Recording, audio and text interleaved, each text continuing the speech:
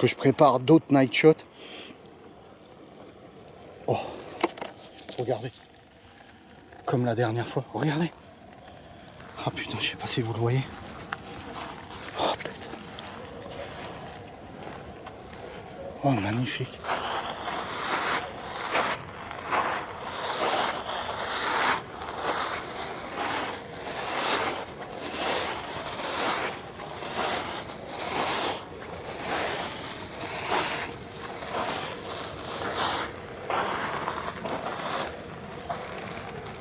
Eh bien bonjour et bienvenue dans le vlog du mardi. Aujourd'hui on va parler du lavoir de la peur. Allez c'est parti, générique. Ce n'est pas une défaillance de votre téléviseur, donc ne cherchez pas à régler l'image.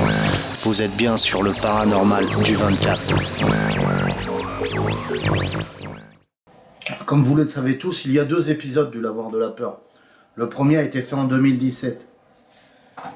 Je mettrai dans les liens descriptifs le lien du lavoir de la peur que j'avais fait à l'époque en 2017. Le deuxième a été fait cette année. Il y a eu une progression en fait dans ces investigations-là. La première fois que je vais dans le lavoir de la peur, j'arrive à rentrer en contact avec l'enfant et la maman, sauf qu'ils ont totalement peur de moi et ils ne veulent pas communiquer.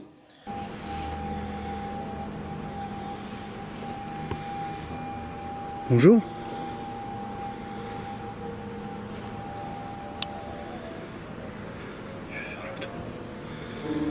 Bonjour.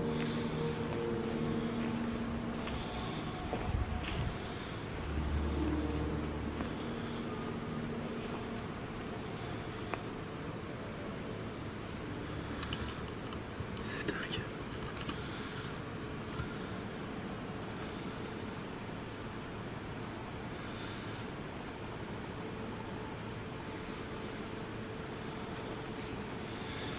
Ok.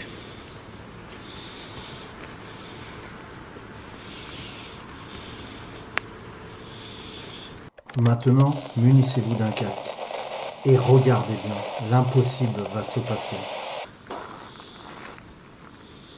C'est un truc de malade. Regardez-moi ça. Elle s'est stoppée net. Elle s'est stoppée net. Elle s'est stoppée net. C'est un truc de fou. Je m'approche doucement. Bonjour. Putain. C'est un truc de fou. Est-ce qu'il y a quelqu'un avec moi?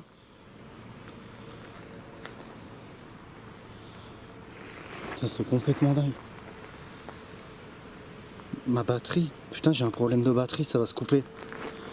Et on voit que l'enfant me fuit. Ils refusent tous les deux totalement le contact. Ils ont peur de moi. Donc pour expliquer le contexte, dans ce lavoir-là, le lavoir de la peur, il y a eu un assassinat d'une maman et d'un enfant. Ça s'est passé dans les années 1900. Comme vous le savez tous, hein, les plus anciens qui me suivent, je travaillais à l'aide à la personne à l'époque et j'étais en contact avec de vieilles personnes dans la région de la Dordogne. Et quelques personnes m'avaient parlé de ce lavoir de la peur, des vieilles personnes. Et m'avaient expliqué plus ou moins l'histoire. Ils avaient retrouvé une femme qui avait été tuée dans ce lavoir, et ainsi que son enfant. L'enfant a été tué sûrement pour le faire taire, pour pas qu'il puisse, je sais pas, reconnaître son agresseur. Peut-être qu'il connaissait son agresseur à l'époque. Et ces personnes-là, à l'époque, m'avaient dit qu'à l'époque, on pouvait apercevoir certaines choses bizarres qui se passaient dans le lavoir. Donc j'ai été parti enquêter là-bas. Cette année, j'ai décidé de retourner au lavoir de la peur. Il se passe à peu près les mêmes phénomènes qui s'est passé en 2017. Sauf que là, je vais réussir à gagner la confiance de l'enfant. Il va se passer des choses magnifiques. Magnifiques dans cet épisode. Des contacts magnifiques avec cet enfant. Comme ce genre de choses. Le pot se déclenche. Merci.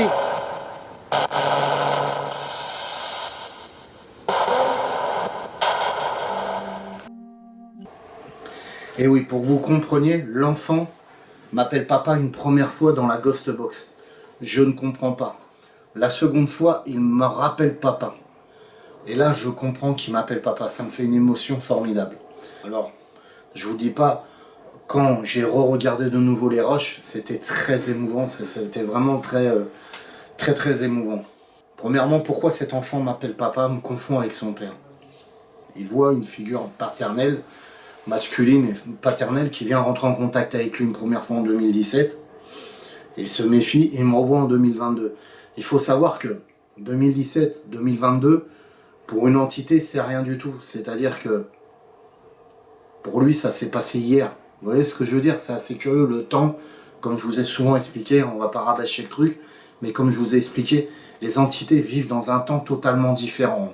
On l'a vu dans certains de mes épisodes où j'ai pu prouver ce phénomène-là. Et pour moi, c'était comme si je les avais laissés hier, dans la tête de cet enfant.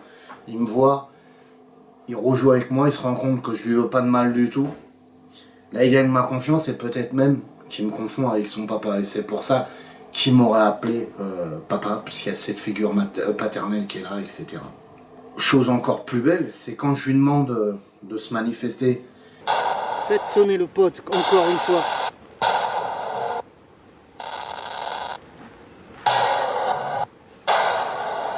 Putain, j'entends du bruit partout là, dans la salle.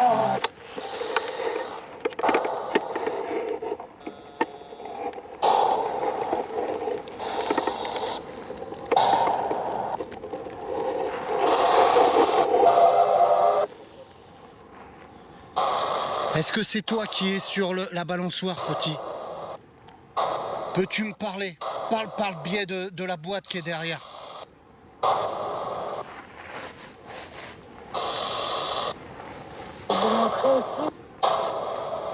Donc il se manifeste, il fait sonner le pod, et ce qui est encore plus beau, c'est qu'il m'invite à jouer avec lui. Malheureusement, à ce moment-là, je comprends pas bien ce qu'il dit à la Ghost Box, mais bon, le truc c'est que j'ai réussi à établir un lien de confiance avec lui, et c'est hyper important pour la suite des choses, pour les aider à se libérer, lui et sa maman. Il faut savoir aussi que quand je suis quand je suis en train de communiquer avec cette entité, cet enfant, je me sens observé, vous pouvez le voir là, je me sens observé par la maman constamment. Constamment, elle est sur ses craintes, elle me regarde ce que je fais avec son enfant, mais elle ne le fait pas fuir, contrairement aux autres fois. Car je pense, quand je parle de ça, c'est un peu décousu comme je le raconte, mais quand je parle de ça, je pense que lors du premier épisode, quand j'arrive et je m'approche de la balançoire et que j'essaie de dialoguer avec lui, on se rend compte qu'il saute de la balançoire, que du coup la balançoire s'arrête d'elle-même et on l'entend courir dans les gravillons, rejoindre sa maman à le voir.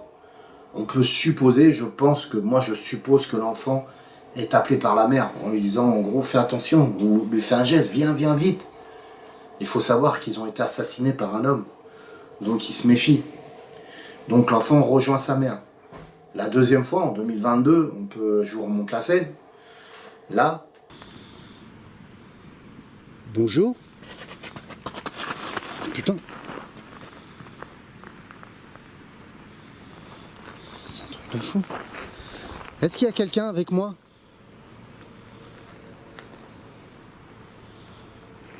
Ça, c'est complètement dingue. Ma batterie. Putain, j'ai un problème de batterie, ça va se couper.